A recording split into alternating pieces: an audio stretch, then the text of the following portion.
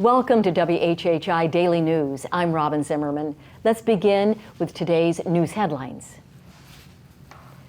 Jury deliberation began Tuesday in Russell Lafitte's federal fraud trial. Now, Lafitte did not dispute most of his allegations against him, but says he was just helping a longtime friend and was unaware of Alec Murdaugh's schemes to steal money from clients. Now, over 24 witnesses were called in the 2-week trial, including Lafitte and 9 of his relatives. Now, under cross-examination by U.S. attorneys, Lafitte repeated often that all he did was carry out the directions of his customer. Well, nobody serves up true Thanksgiving spirit better than our Lowcountry neighbors. Among the places you can go for a meal and some fellowship are Fraser Family Community Thanksgiving at Oscar Fraser Park in Bluffton from 11 a.m. to 2 p.m. That will include games and football and even dessert. And they'll be collecting gift cards for the Department of Social Services Foster Families Christmas program. Hudson's Restaurant in Hilton Head will host its annual community Thanksgiving dinner that's been going on since 1999 from 11 a.m. to 3 p.m. and encourage donations to groups like Deep Well, Bluffton Self-Help, and Second Helpings. The Antioch Educational Center in Ridgeland is also hosting its Thanksgiving Day dinner from 1 p.m. to 4 p.m. at the Mount Carmel Baptist Center on Bees Creek Road. And you can even order up the meal to go through the Antioch Educational Center. Well, the Beaufort County Election Board got a head start in collecting votes in the runoff election for Hilton Head Mayor, thanks to over 3,000 island voters who cast their ballots last week.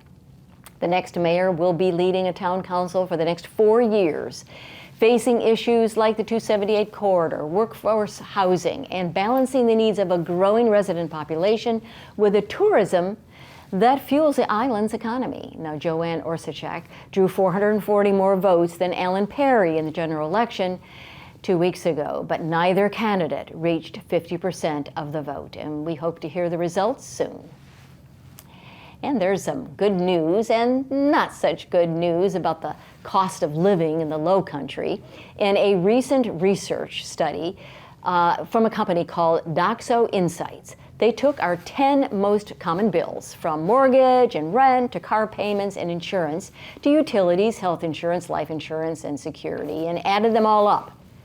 South Carolina was the 17th cheapest state for costs of those kinds of bills, though Hilton Head and Bluffton were the 2 most expensive places to live in the state, 2 of 10 towns in the state that were higher than the national average. The research did not include property taxes. And finally, one of the larger Thanksgiving donation projects is being led by a Bluffton cop who's just following in the footsteps of his famous family. Officer Oscar Fraser has rounded up over 200 turkeys and, with the help of some Bluffton High School students on their lunch break, has moved them into freezers before they'll be given away to needy families this week. Fraser told WSAV-TV, well, his namesake was always his father, a staple in the community, and he said, I just wanted to carry on the tradition of my father. For more information on these stories and many more, please check out the media sources listed on our screen, and remember to follow us on Facebook and Twitter, and check out our website at WHHITV.com. Now, if you have a news tip, story idea, or cool weather photo, well, you can just email it to us at news@WHHITV.com. And now let's turn it over for a checkup on sports with Justin Jarrett. Justin? Hey, it's time for Last Night in the Loco on WHHI, powered by LocoSports.com. And it's officially basketball season in the Lowcountry. South Carolina high schools tipped off last weekend. Several local squads already have games under their belt, including the Loco's longest reigning dynasty, the 4-time defending state champion Hilton Head Christian Academy girls. The Eagles began their drive for 5 Monday in Savannah with a big-time test against a Statesboro Blue Devils team coming off a 22-6 season and a trip to the second round of the Georgia Class 5A playoffs. The Eagles showcased the depth of their starting lineup, with junior point guard Devin Yard scoring 15 points to lead 4 players in double digits in a 62-57 win.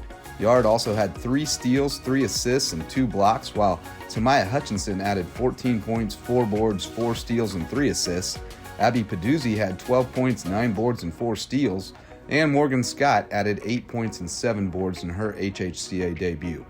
And while we're on the subject of HHCA hoops, let's check in on Dior Shelton, who led the Eagles to 3 state titles before taking her game to Claflin University. Shelton scored 4 points in a season-opening 79-69 win at North Greenville last week, and she racked up 13 points and 7 boards in Saturday's 108-38 rout of Morris College. For Loco Sports and WHHI, I'm Justin Jarrett. Until next time, go Loco.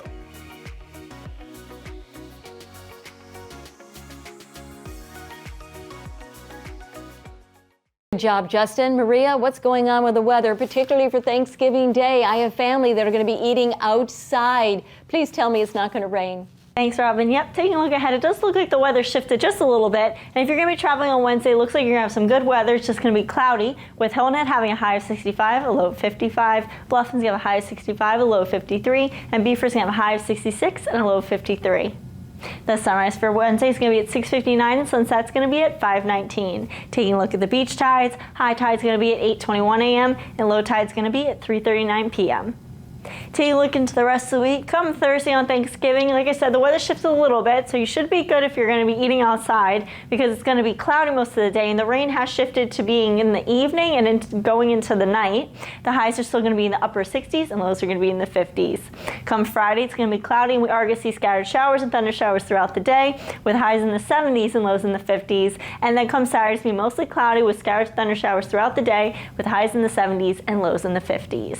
That's it for today. Let's head back to the desk. Coming up after the break, the mayor of the city of Beaufort will be joining us, Stephen Murray. He'll give us an update on all of the activities going on in the city. Don't go away.